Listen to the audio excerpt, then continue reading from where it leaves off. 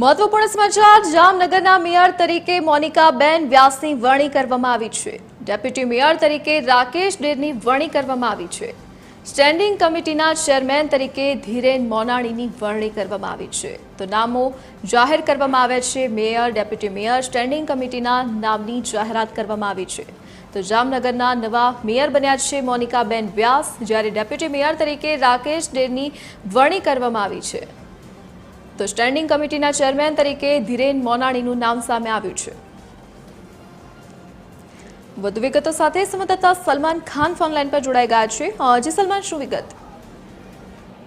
દર્શી, જે પ્રકારે જામનગર મહાનગરપાલિકામાં જે કહી શકાય કે એકમ બેઠકો પૈકી જે 60 બેઠકો પર જે ભારતીય જનતા પાર્ટીએ પોતાનો કબજો યથાવત રાખી અને 7મી વખત જે કહી શકાય કે સત્તા પર રાજ કર્યું છે અને તેને લઈને આ વખતે જે રીતે મેયર, ડેપ્યુટી મેયર સહિતના જે પદાધિકારીઓ છે તેમના નામોની જે સંભવિત ચર્ચાઓ છે તે ચાલી રહી હતી, પરંતુ આજે હાઈકમાન્ડમાંથી જે રીતે નામોની નવનિયુક્તિ હોદ્દેદારો છે તેમની વરણી કરવામાં આવી છે, જેમાં જામનગરના મેયર પદ તરીકે મોનિકાબેન વ્યાસ એટલે કે ટીવી 13 દ્વારા પણ આ નામ છે તે મેયર તરીકે મોનિકાબેન વ્યાસની સંભવિત તરીકે સૌપ્રથમ છે તે ચર્ચામાં હતી અને તેને લઈને જે ડેપ્યુટી મેયર છે તે રાકેશ ડેર, સ્ટેન્ડિંગ કમિટી ચેરમેન તરીકે ધીરેન મોનાણી અને દંડક તરીકે પ્રવીણાબેન રૂપાડિયા અને શાસક પક્ષના નેતા તરીકે અમર મોદી, આ નામોની જે જાહેરાતો છે તે થતાં જે રીતે હવે ભાજપના જે કહી શકાય કે કાર્યકરો અને સમર્થકો છે તેમાં પણ ઉત્સાહ છે તે જોવા મળી રહ્યું છે અને આગામી અત્યારના જે કહી શકાય કે આજે જે મહાનગરપાલિકાની સામાન્ય સભા યોજાશે તેમાં mayor, deputy mayor, standing committee chairman સહિતના જે પદાધિકારીઓ છે